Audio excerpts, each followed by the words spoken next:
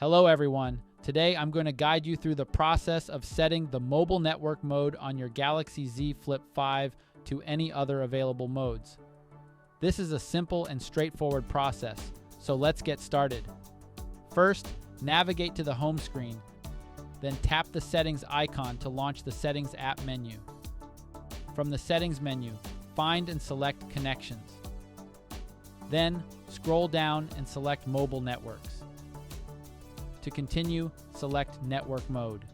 Here you will see all available network modes. The default mode is usually set to 5G or LTE depending on network availability. If you want to disable 5G, simply tap to choose any from the other network options. After making necessary changes to your network mode, you can return to the home screen. And that's it. Thank you for watching this video, and don't forget to subscribe to our channel for more tutorials. Until next time, take care.